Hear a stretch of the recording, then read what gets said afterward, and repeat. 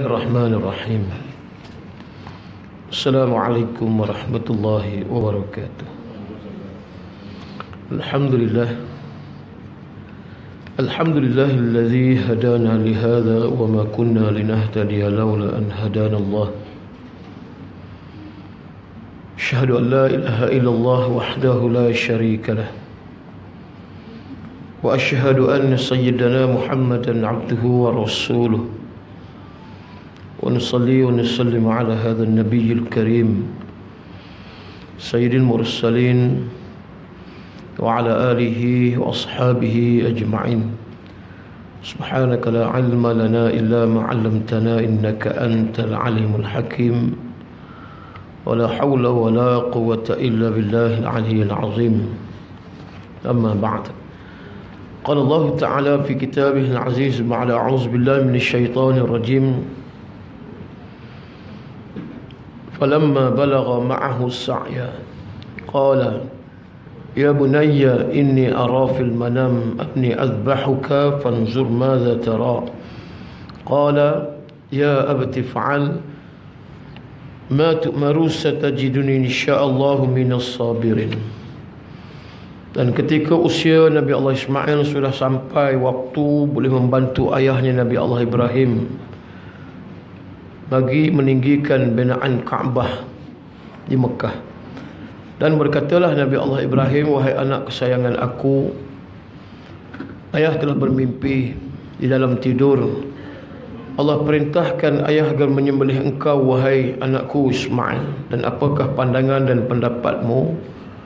Dan berkatalah Nabi Allah Ismail, wahai ayahandaku yang kusayangi, kalau sekiranya perintah itu datang daripada Allah Subhanahu wa ta'ala, laksanakanlah dengan penuh rasa ketaatan dan takwa, nescaya ayah akan dapati saya tergolong daripada kalangan orang-orang yang sabar, yakni orang-orang yang berjaya. Sadaqallahul azim. Surah As-Saffat 102 ayat 102. Surah As-Saffat ayat 102. Muslimin dan muslimat, hadirin dan hadirat yang dirahmati Allah sekalian, syukur kehadrat Allah. Pada hari ini kita sudah masuk pada hari yang pertama di bulan yang terakhir di dalam taqwim Hijri, bulan Zulhijjah. Dan Allah telah bersumpah di dalam surah Al-Fajr, wal fajr wa layalin 'ashr, demi waktu fajar, dan juga Allah bersumpah dengan 10 malam. Ulama mufassir menyebut walayalin 'ashr itu adalah 10 malam, 10 hari awal bulan Zulhijjah. Ini di antara hari pertama yang kita berada daripada 10 hari di bulan Zulhijjah. Muharram ada kelebihan dan keutamaannya, Rabiul Awal ada kelebihan dan keutamaannya. Begitu juga bulan Rajab, kemudian bulan Sya'ban, ada nisfu Sya'ban, dan Zulhijjah ada kelebihannya. Ya. Kalau kita lihat di antaranya, ulama-ulama menyebut, maka hendaklah kita menggalakkan diri kita untuk bertasbih, bertahmid, bertakbir, bertahlil pada 10 hari di bulan Zulhijjah, siang dan malam. Artinya tak berhenti, ya. Quran suruh, hadis suruh, supaya kita memperkukuhkan kita punya hubungan kita dengan Allah Subhanahu wa ta'ala. Sentiasa kita menggilap iman dan takwa kita kepada Allah sebelum kita akan dimasukkan ke dalam barzakh ataupun ke alam barzakh. Ini peringatan untuk diri saya dan juga di tuan-tuan dan puan-puan semua yang mengikuti pengajian kuliah kita pada hari ini. Hari ini 1 hari bulan Zulhijjah. Dan ulama juga menyebut supaya kita memperbanyakkan solat sunat. Begitu juga, ya, dengan qiyamul lail dan berpuasa sunat juga. Kalau tak boleh buat 1 hingga 9 Zulhijjah, maka ambil 1 hari daripada 9 Zulhijjah itu pun cukup dah. Man saumu yaumil arafah yukaffiru sanah qablahu ba'dah. Orang siapa yang berpuasa sehari, ambil pada hari yang dimaksudkan itu hari wukuf, hari wukuf di Arafah. Sahaja aku puasa sunat hari Arafah lillahi ta'ala, kerana Allah. Maka kata Rasulullah, apa kelebihan keutamaannya tuan-tuan sekalian? Dihapuskan, diampuni dosa selama setahun sebelum dan setahun selepasnya. Allahu Akbar. Ertinya kalau setahun selepasnya sampai bulan Ramadan tahun depan, mana-mana orang yang buat salah, mana-mana orang yang buat dosa silap, baik dengan manusia, baik dengan Allah. Dengan manusia nak kena jumpa Tuhan dia lah. Dan dengan Allah ni mudah. Allah ampuni dosa setahun sebelum dan selepas. Tapi janganlah kita buat modal pula. Kan? Tak apalah, dah setahun Tuhan ampunkan dosa yang akan datang. Jadi besok lusa lepas raya haji kami balun balik ustaz. Buat apa benda yang patut, yang kami ikut nafsu kami, tak semayang. Kemudian kami pun mencuri. Kemudian kami pun rasuah lah, contohlah. Sebab dah kata tadi Allah ampunkan dosa setahun akan datang. Tak boleh buat modal lah macam tu. Ertinya apa dia? Kita berpuasa pada hari orang yang mengerjakan ibadat haji, waktu itu mereka sedang melakukan kemuncak rukun haji, wukuf di Arafah. Gugur segala dosa-dosa yang mereka lakukan.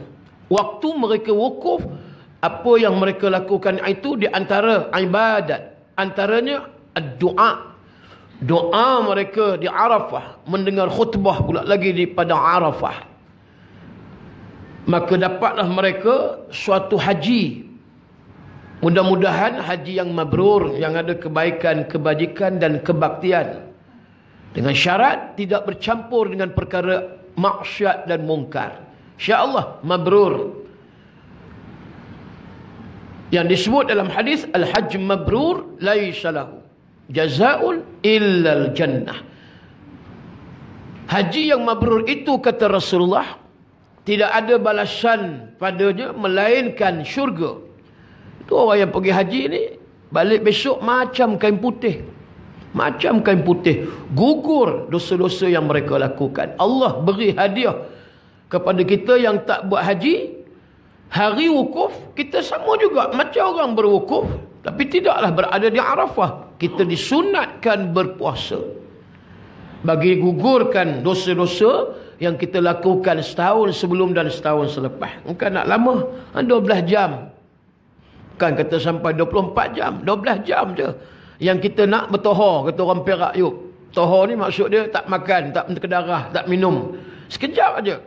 Tak turun ke kafe, kantin di bawah. Contohlah. Jadi kita pun tak makan, tak minum. Isi 12 jam tadi dengan sesuatu yang baik. Tasbih, tahmid, takbir, tahlil, zikrullah, baca Quran, hadir majlis ilmu macam ni. InsyaAllah ni. Penuhi 9 Zulhijjah nanti, hari Khamis. Kalau tak balik kampung lagi lah. Tak apalah, kalau balik kampung, kita di kampung. Dengan cara kampung. Dan 10 Zulhijjah kita berhari raya. Ini kita lihat Allah menyatakan tadi dalam Quran. 10 malam tu yang disebut oleh ulama adalah 10 hari Zulhijjah. Kita isilah dengan sesuatu yang baik untuk menghimpunkan sebanyak mungkin pahala. Kalau ada rezeki umur panjang, dapatlah kita muncul bulan Muharram nanti, tahun baru 1439 Hijri. Dan kalau tidak, Allahu a'lam. Mungkin Allah nak tamatkan riwayat hidup kita takat ni ya bulan Zulhijjah ni, kemudian kita tak berjumpa lagi dengan sahabat, rakan, taulan, ya, dan juga dunia. Kita sudah tinggalkan untuk abadan abada buat selama-lamanya.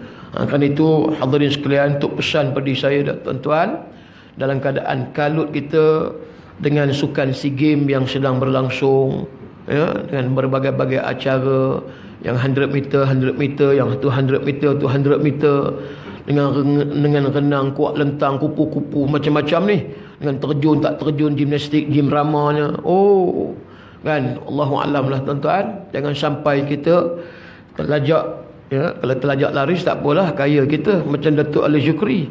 Untuk terlajak benda lain ni, ya, kita tinggalkan penghayatan haji dan korban. Tadi saya dah update masuk dalam Facebook post, supaya kita merenungi, jangan kita duk mengejar sangat dengan apa yang ada di dunia. Sebab bulan ni Allah disebutkan dalam Quran secara umum, dia tidak secara khusus. Bila sebut wal fajri wal layalin ashar, makna kata 10 hari 10 malam itu adalah Zulhijjah. Jangan kita sampai kita lupa pengajaran ibadat haji dan ibadat korban sebab SEA Games, dan yang kedua persiapan nyambut kemerdekaan. Kerana apa? Tahun ni dia hampir 31 merdeka, kemudian 1 hari bulan raya. Mana kita nak dahulukan? Ini berat ni. Kalau kita yang sebagai pemimpin, memanglah kita kata kita ada tanggungjawab untuk bukanlah berpesta, bukan berhari raya. Maksud kata meraihkan hari kebangsaan, hari kemerdekaan. Tapi dari sudut negara Islam, pemimpin Islam juga mesti encourage, mesti advise, mesti menyebut tentang haji dan ibadat korban. Itu wajib bagi pemimpin sebuah negara Islam. Kalau kita mengaku sebagai pemimpin sebuah negara Islam, sebut di TV, sebut di radio tentang ibadat haji, ibadat korban, baru masyarakat, baru umat Islam yang ada di negara Islam itu dapat dicorakkan dan dapat dididik di mana aulawiyat dan keutamaan. Adakah SEA Games dan kemerdekaan itu yang lebih utama, ataupun penghayatan haji dan juga ibadat korban? Kita faham, SEA Games dan kemerdekaan kita tidak dapat lepaskan. Tetapi jangan sampai tadi tercuai dan dicuaikan.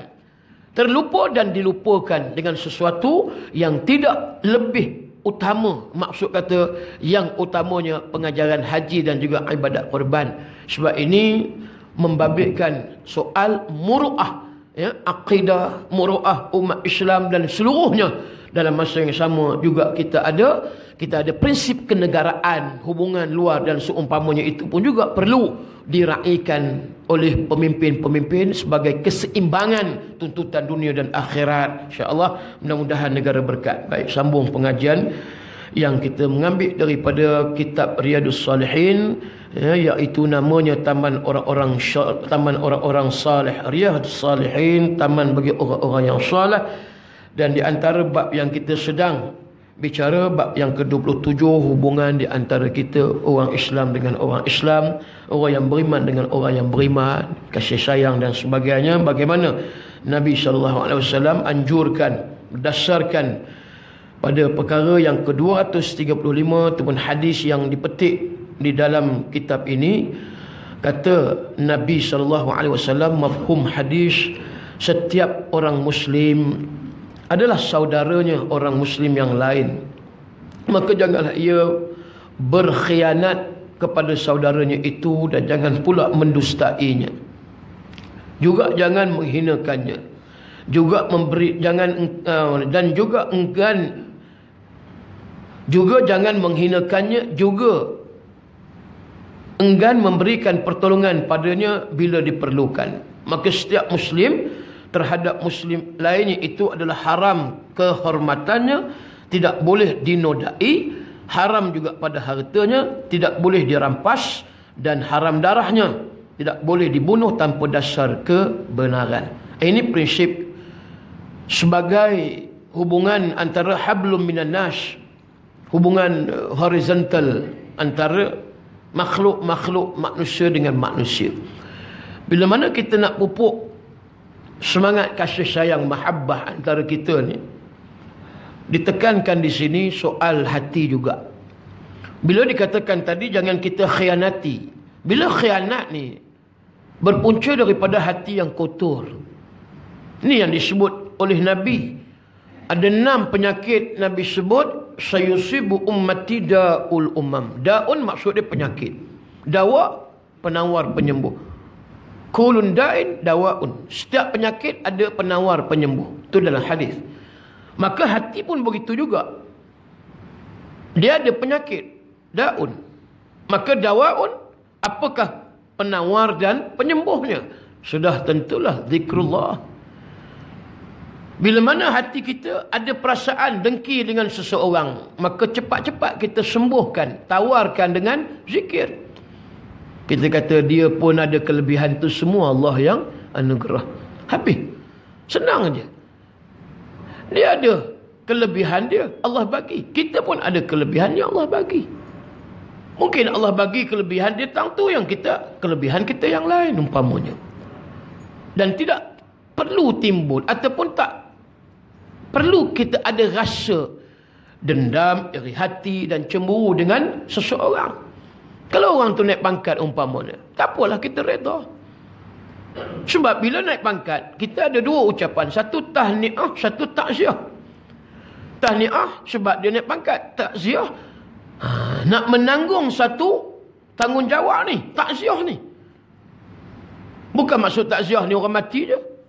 Takziah ni sebagai satu berita yang kamu perlu jaga-jaga. Kalau kamu tak pikul amanah ni dengan penuh keamanahan, ingat, takut tergolek dok. Takut tu. Yang ni sedih tu maksud dia takziah. Satu bebanan bertambah. Satu tadi tahniah. Yang tu mungkin gaji naik, lebih kurang gitulah. Kalau ada pangkat sedap, pengarah, lain lah kan. Peluang nak dapat datuk pun senang lah. Dulu cikai lah kita kata. Sisi apa kelas kan. Sisi je ketua kerani je dah naik pengarah. Oh lain lah.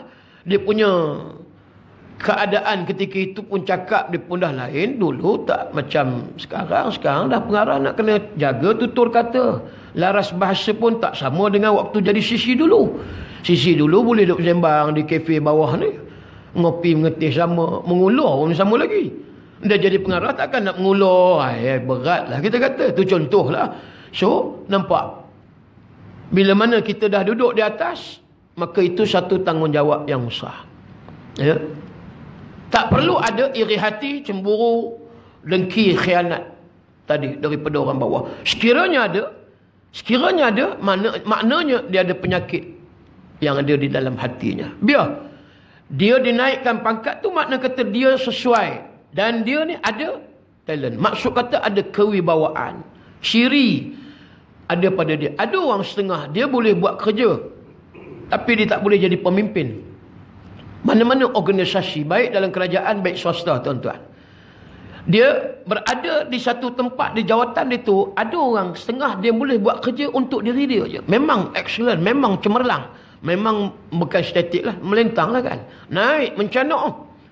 Dia boleh dapat gaji melintang.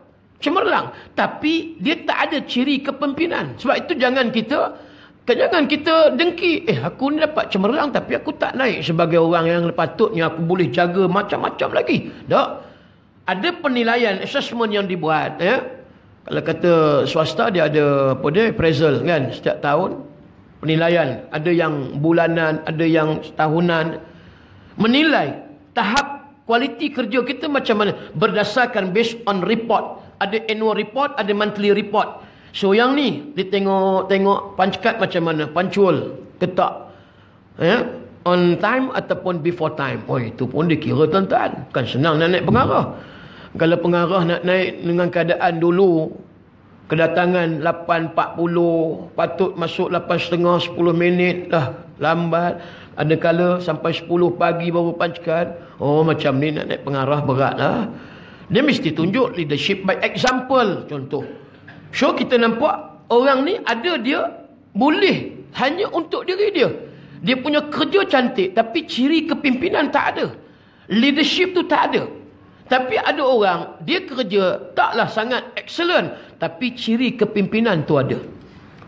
Ciri kepimpinan tu ada. Dia bukan takat boleh buat kerja dalam keadaan on time tapi dia boleh mengendalikan, dia boleh supervise. Maksud dia boleh menyelia. Apa sahaja kita nampak dia ada ciri kepimpinan. Yalah, kita semua bekerja. Saya pun pernah bekerja dulu di Lembaga Zakat Selangor. Saya tahulah. Kita dapat satu jawatan, kemudian dapat anugerah cemerlang. Ada sebab dapat anugerah cemerlang, ada sebab dia upgrade, naik pangkat, pegang jawatan yang agak lebih tinggi sikit. Kenapa? Kerana ada kelayakan, ciri-ciri yang mana dia ni boleh nak memimpin orang bawah lagi. Yang tu. Jadi dua perkara yang disebut dua perkara berbeza. Kerana itu yang tak naik pangkat tapi dia dapat anugerah cemerlang, berlapang dada lah. Sebab ada benda yang kita tak boleh buat, orang lain boleh buat. Yang qualified dari sudut qualification, dia ada ijazah master dan sebagainya. Yang tu saya rasa tidaklah menjadi suatu kemestian di mana-mana organisasi pun. Base juga pada kalau katakanlah dia dapat PhD sekalipun, tapi kerja kita kata hampir, bukan hampirnya. Kalau hampirnya boleh makan lagi tuan-tuan. Ni kira hampir tak tahu hampir nak macam mana ni. Yang tu kita kata dalam bab dia punya kelulusan, ya. Tapi dari sudut kualiti kerja kita nampak tidak ada improvement. Maksud dia tidak improve. So macam mana kita nak upgradekan? Jangan dia dakwa, oh aku dah belajar master, aku dah dapat PhD, wajib aku naik pangkat. Ini bukan hukum tajwid wajibul gunah. Kalau kata rezeki naik pangkat tu dinilai atas kita punya usaha, effort, ikhtiar kita sama dengan kelulusan kita, okeylah. Itu memang good lah kita kata. Kan? Dia synchronize. Tapi kalau dia punya kelulusan naik, dia punya kerja tak naik, tak boleh juga. Itu nak sebut tentang hati ni, kadang-kadang dia jadi macam tu. Sebab apa dia timbul rasa hasad macam tu? Dia rasa dia yang layak. Kenapa aku tak ni naik? Mula dia dengki pada orang. Ini hasad ni. Maka disebut watahassud. Nabi kata penyakit yang ditimpa ke atas umat akhir zaman, watahassud hatta yakunal bagha. Yakni hasad itu penyakit yang boleh membawa kepada bara ni, kekejaman, kezaliman. Yalah macam kita lah hari ni orang Melayu. Dia tak puas hati, dia buat cara yang halus. Nak kasar tak boleh. Takut orang nampak pisau tikam orang, bunuh ni kena bunuh balik. Dia buat cara lain, cara halus. Dia guna khidmat jin, dia guna khidmat benda-benda tak elok, santau orang. Biasa orang Melayu macam tu. Macam-macam. Ada santau langkah, ada santau tuju, macam-macam santau. Ada santau angin. Siapa yang mengaji Darushifa tahulah. Yang kita pelajari cerita santau ni, ada santau tuju, ada santau angin, ada santau langkah. Langkah dia letak kat tangga je, kita tak perasan benda tu langkah. Langkah-langkah masuk bilik pejabat, tiba-tiba badan dah rasa lain, pening-pening lalat, lepas tu muntah. Tak boleh jadi ni. Tak lama kesan kalau betul kuat tu, lah sekejap je tuan-tuan, tak sampai sehari semalam dah sampai peringkat benda tu masuk ke otak, dia berdarah ni, habis. Oh, yang tu dia boleh bawa terus pada kematian. Memang orang yang buat benda ni tujuan dia nak buat sampai mati. Sebab tadi mata dia tak boleh tengok orang ni hidup. Aku geram sungguh. Hang tengoklah. Tapi dia tak sebutlah pada kawan-kawan, dia tak tular, tak viral lah dalam apa dia WhatsApp group ke apa benda. Dia buat seorang-seorang je. Memang orang tak perasan. Ini maksud kata watahasud hatta yakunal baghi. Dalam kitab ni nampak, janganlah ia berkhianat kepada saudaranya itu. Jangan buat orang macam tu. Itu rezeki dia naik pangkat. Allah nak bagi pada dia rezeki macam-macam. Kita insya-Allah ada rezeki. Kalau kita dah takdir rezeki kita banyak ni, kita punya rezeki tang ni, kita jangan bimbang. Rezeki tu takkan pelanting, takkan pergi cabut pergi pada orang lain. Tak. Contoh kita tanam pokok pisang, buah-buahan di dusun, di belakang rumah kita. Ya, tiba-tiba monyet ke ataupun apa dia, yalah tak kira lah, burung ke, makan buah pisang kita, buah nangka madu. Kita sayanglah buah nangka madu tu bukanlah senang. Dengan bajunya 7 bulan, 6 bulan. Tengok-tengok burung makan, monyet pula makan. Jangan bimbang. Tak apa, itu kita kata rezeki monyet. Sebab ingat, segala hasil tu ada sebahagian hak daripada bukan kita, hak binatang. Macam durian, tanam belakang rumah. Kalau naiklah durian musangking. Bukan senang musangking, 6-7 tahun baru nak besar. Berbuah pun lambat, setahun sekali. Ada kot 2 biji buah musangking di belakang rumah. Kita ingat kot, sempatlah kot aku makan buah musangking, tengok elok. Tengok-tengok tupai tebuk. Allah, habis musangking 2 biji tu. Kita pun meradang cari senapang, duk tembak tupai. Mampus 8 ekor tupai mampus di belakang rumah. Allah, yang tu pun satu hal. Tak apalah kita kata rezeki tupai. Kita pergi mana-mana tempat, di PJ dekat Sipak PJ tu ada tempat durian. Oh, ya, cukup meriah di situ. Pergilah beli sebiji. Kalau rasa sebiji tu sekilo baru RM90. Habis RM90. Tak payah buang peluru duk tembak 8 ekor tupai. Sebab kita yakin itu hak tupai dah. Kan? Memanglah kita sayang, tapi tak apalah kita kata tadi. Bukan hak kita. Kita menerima. Maksud kita belajar menerima sesuatu takdir yang buruk. InsyaAllah hati kita akan jadi tenang. Itu yang boleh diajar di dalam hadis menyebutnya begitu. Jangan kita khianat. Dan juga jangan kita mendustainya. Jangan sampai peringkat kita membohongi dan macam-macam lagi. Dalam keadaan juga dimaksudkan mendustainya, boleh sampai peringkat mengkejami, menzalimi. Dan juga kita jangan menghinakannya. Jangan sampai kita tak suka pada dia, kemudian kita buat penghinaan, macam-macam sebut benda-benda yang tak sepatutnya. Sebab itulah tuan-tuan bila mana cerita dah diheboh, bukan saya nak hebohkan, cerita Hafiz Hamidun. Bila keluar dalam Facebook, internet, semalam pula buat press conference ke apa benda, cerita macam tu, kita kata hal keluarga ni kalau boleh kita-kita je lah, tak payah dihebahkan. Yang isteri-isteri yang ada WhatsApp group, yang ada Facebook, rahsiakanlah segala perkara yang berkaitan dengan kekeluargaan suami. Hari ni risau tuan-tuan. Hari ni zaman internet. Hari ni semua ada internet lah, kita katakan gitulah. Dan kita masing-masing pula ada WhatsApp. Ada yang WhatsApp peribadi, ada yang WhatsApp group. Ada yang umur 20-an, cara 20-an WhatsApp group. Terus saya kata 20-an. Yang umur level 10 tahun pun dah ada WhatsApp group. Ada cara mereka punya WhatsApp group. Anak-anak kita WhatsApp group, adalah sembang mereka. Dia sembang nak beli drone kan, yang kamera boleh terbang itu cara mereka. Kan, kemudian cara main game macam mana, itu cerita mereka. Anak-anak sembang WhatsApp group. Umur yang 17 tahun, ada cara mereka WhatsApp group. Itu cerita nak SPM pula. Macam mana Prince account? Betul lah, aku tak tahu. Ada soalan sport tak? Kan? Itu cara mereka soalan. Itu dia punya sembang WhatsApp group umur 17 tahun. Kemudian umur 25 tahun, itu kira nak kahwin punya. Itu cerita nak kahwin pula. Aku tak tahu lah, aku ni kira dah tunang dah. Patut-patut 3 bulan lagi nak menikah, tapi entahlah. Itu cerita umur level 30-an ataupun bawah 30-an. Ada yang umur 40-an. Macam kita, saya 40 tahun. Ada WhatsApp group yang umur lebih kurang 40, 45. Ada cara kita bersembang. Yang merenyam nak kahwin dua, itu ceritanya. Ada dia punya cara bersembang. Siang malam kadang-kadang. Muntah kadang-kadang cerita poligami ni. Ni tak poligami lagi, bodoh cerita poligami orang sana sini. Ada umur yang 60, cara 60 punya WhatsApp group. Ada. Cerita nak pencen dah. Tak tahulah, aku lagi 2 hari lagi nak pencen ni. Tu tengah mikir apa benda nak buat lepas pencen. Cerita hal nak pencen pula umur 60. Ada yang umur 80, cara 80. Lah WhatsApp group depa. Ni tak tahulah, kencing manis kaki dah menanah. Cerita sembang WhatsApp group umur 80. Macam mana nak cari penawar yang kata kaki dah menanah, nak potong kaki, tak tahulah. Umur 90 ada WhatsApp group umur 90. Tu cerita nak maut je dah. Itu cerita tak tahulah. Entahlah malaikat maut datang bila-bila ni, tak tahu. Entahlah cerita nazak ni macam mana lah agak. Masing-masing sekarang ni. Kampung dengan cara kampung, bandar dengan cara bandar. Perempuan dengan cara perempuan. Kita yang lelaki tak tahu. Ya, memang kadang-kadang kita tak sangka pun benda ni. Dia ialah nafsu. Mula-mula sembang elok dalam WhatsApp group. Takut-takut terlajak. Habis cerita hai suami pada orang lain. Tak tahulah suami akak ni. Dah mula nampak.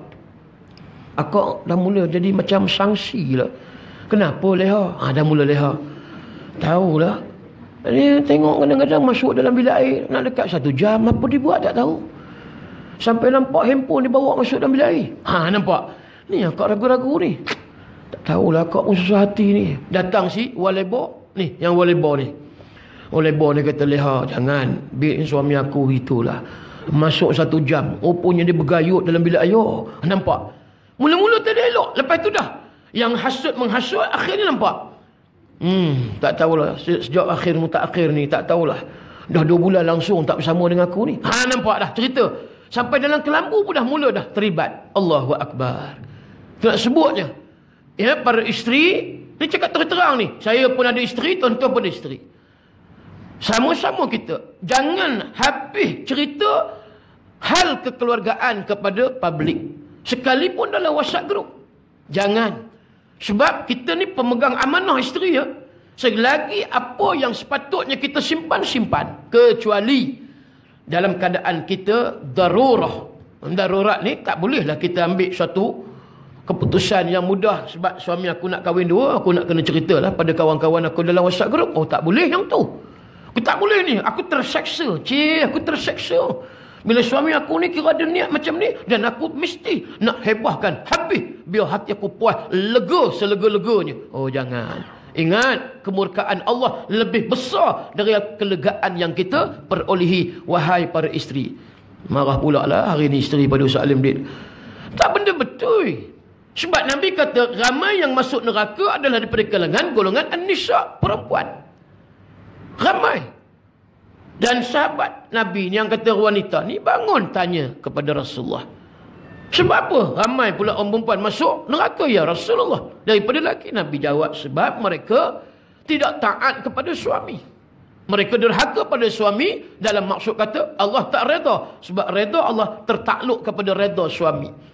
Itu cerita mudah. Kecuali suami suruh isteri buat perkara jahat maksiat. Yang tu wajib pula isteri tadi carilah perlindungan dan sebagainya. Suruh darah minum arak, tak boleh lah. Suruh bunuh orang, tak boleh. Suruh lacurkan diri sebab nak duit, tu tak boleh. Tapi kalau yang lain maksud kata sikit-sikit, makna tadi yang si isteri ni kena reda. Ada soalan datang kemarin, tanya macam mana Ustaz? Yang suami ni kebah duit isteri. Kebah ni maksud dia sapu duit bini. Macam mana hukum? Yalah, kita kata dari sudut hukum umumnya, nafkah isteri ni suami yang beri. Ya, suami yang beri. Tapi kalau sekiranya suami tak mampu, mungkin dalam masa tertentu suami ni terdesak, dia ada hutang yang perlu diselesaikan dengan cara yang segera, maka kita pun nak kena simpati. Cuma saya kata suami ni perlu mohon keizinan daripada isteri. Jangan main balun al-bantayun wal sapuyun wal balunun. Itu tak boleh. Kan, nak buat ibadat korban tapi sapu duit bini, mana boleh. Tak boleh macam tu. Yang tu kita kena minta izin pada isteri. Isteri reda insya-Allah, tapi tak kalah isteri tadi nak jawab pula dah mula dah mula selama ni siapa yang tanggung you? Dah mula you ni. Jadi sekarang ni tengok you pula lagi nak duit kemudian tengok dalam beg duit sikit-sikit. Saya nampak, saya tahu. Tengok, siapa lagi? Takkan ada toyol di rumah ni. Melainkan toyol kepala hitam. Pula dah isteri tadi. Dah mula marah ni. Oi, isteri jengkreng ni. Kan? So, kita kata isteri tak salah marah macam tu. Sabarlah.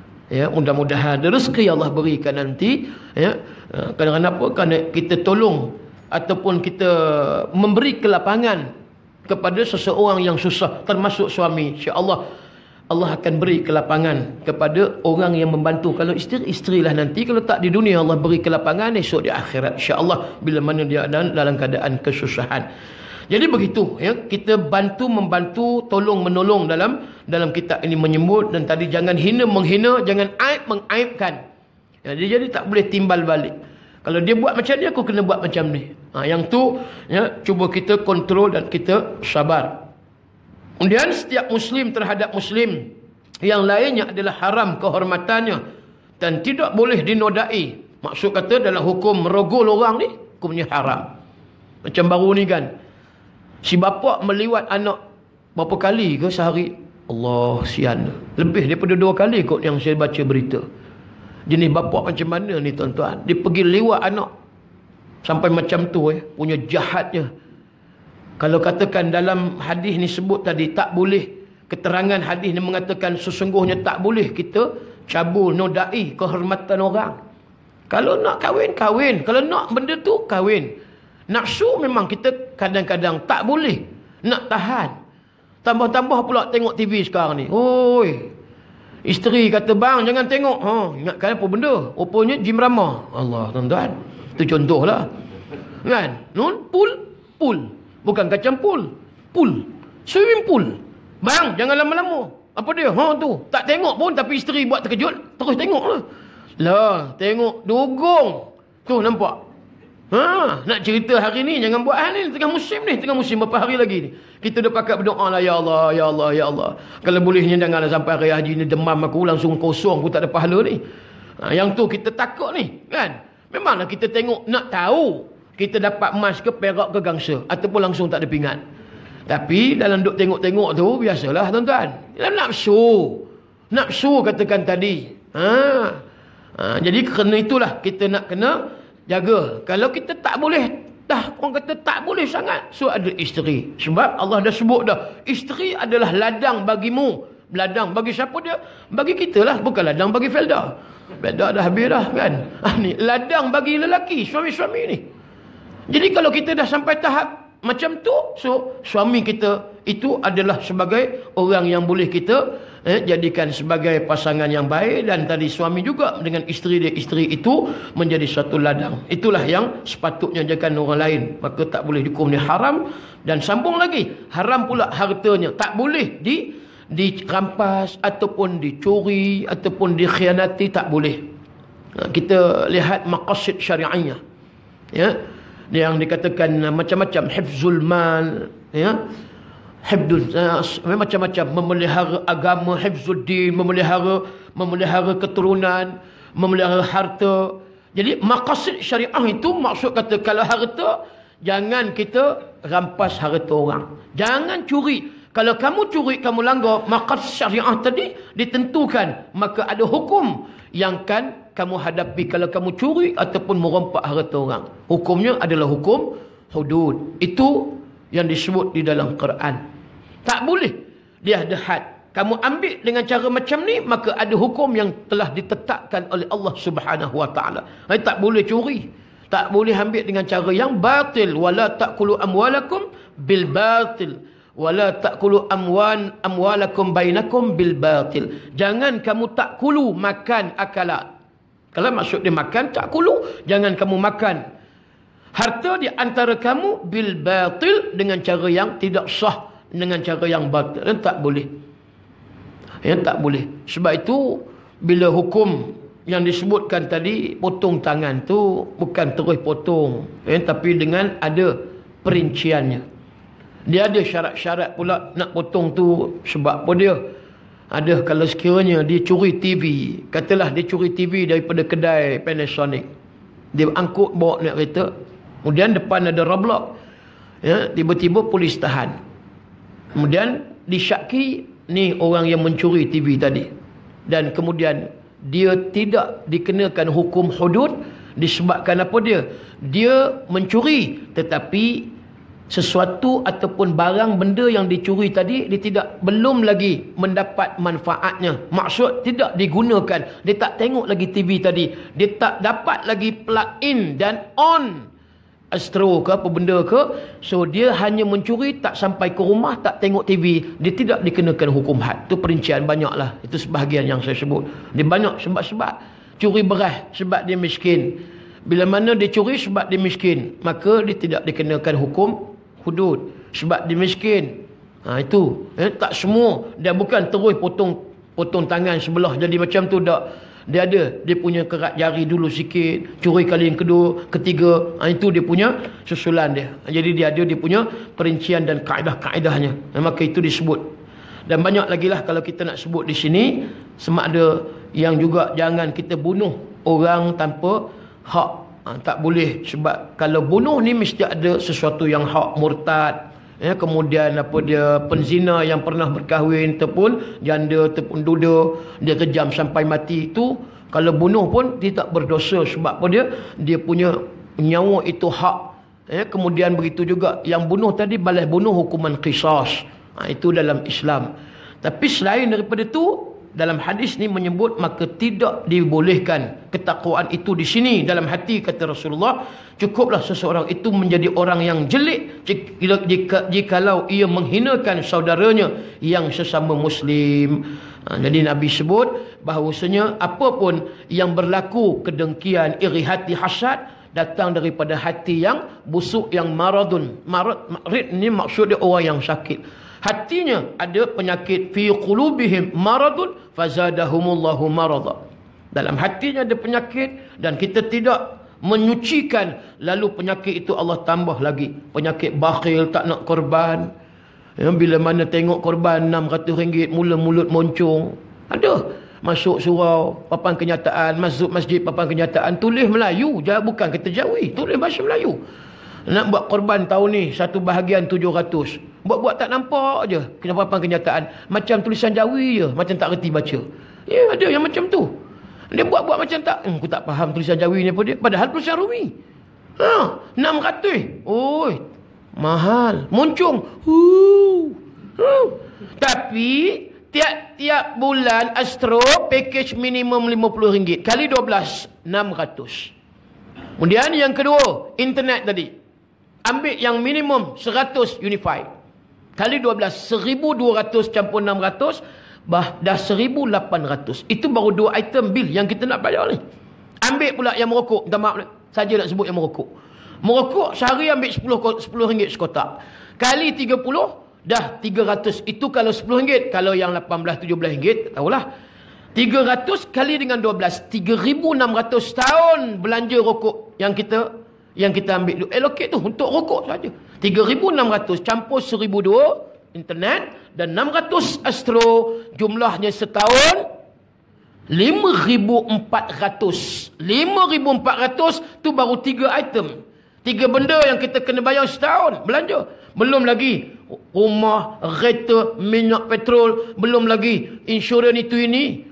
Tu lagi lah. 3 benda ni 5,400. Keluar iklan korban 600 satu bahagian. Mahal berbenar. Itu lu fikirlah sendiri. Itulah lebih kurang nak sebutnya. Jadi saya pun nak umum jugalah. Siapa yang nak buat korban di Patani. Sebab saya akan buat korban di Patani dengan sahabat. Ya, pada 1 hingga 3 hari bulan September ni di Patani. Satu tempat yang agak daif. Di satu tempat ada madrasah pondok. Pelajar-pelajar dan sebagainya.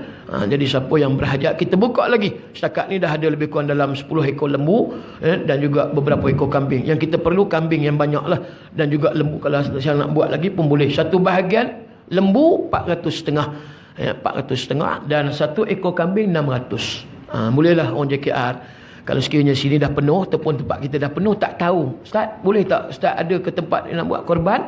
Jadi saya offer tengah hari ni. Tapi kena bayarlah. Bayar cash kalau tak pada tengah hari ni. Ataupun bank in transfer dekat akaun saya. Dalam sehari 2 ni boleh buka lagi lah tuan-tuan. Kita memerlukan lagi korban di Patani. Dengan sebahagian ataupun satu bahagian lembu 400,500. Kira murah lah ni. Kemudian yang kambing 600. Siapa yang berhajat. Okay, itu yang pertama. Yang kedua saya nak umumkan untuk kerja-kerja penyelenggaraan tanah wakaf, tanah kubur yang baru diluluskan di kampung saya di Ipoh Perak. Yang kampung Seri Kinta ni tak ada tanah kubur. Kami semua pakat duk tumpang tanah kubur jiran kampung sebelah. Termasuklah saya pun tak ada kubur. Ini kira alhamdulillah baru dapat tanah kubur diluluskan oleh pihak Majlis Agama dan ada Istiadat Islam Negeri Perak. Alhamdulillah. Kerja-kerja penyelenggaraan nak buat longkang itu ini pun semua pembersihan dan juga nak bina pagar lingkungan hampir 20,000 Dah ada lah sikit-sikit tu kita buat collection. Dan tengah hari ni siapa yang berhajat, insya-Allah jangan bimbang. Jariah kita selagi tanah kubur tu ada, selagi itulah jariah pahala kita insya-Allah berkekalan. Yalah kalau kubur tu sampai kiamat lah pahala kita dapat insya-Allah. Tak ada RM10 bagi RM50. Tu je, mudah je, senang. Insya-Allah tengah hari ni boleh bentang sejadah di belakang sana dan juga bolehlah hulurkan untuk sumbangan wakaf tanah perkuburan di kampung Seri Kinta Ipoh Perak. Orang Ipoh dia tahulah di mana kampung Seri Kinta. Cukup sekadar itu. Insya-Allah kita akan sambung pada kuliah akan datang pada perkara 236 berkaitan dengan hubungan antara muslim dengan muslim insya-Allah. Wallahu a'lam. Qul qawli hadza wa astaghfirullahal azim li wa lakum. Assalamualaikum warahmatullahi wabarakatuh.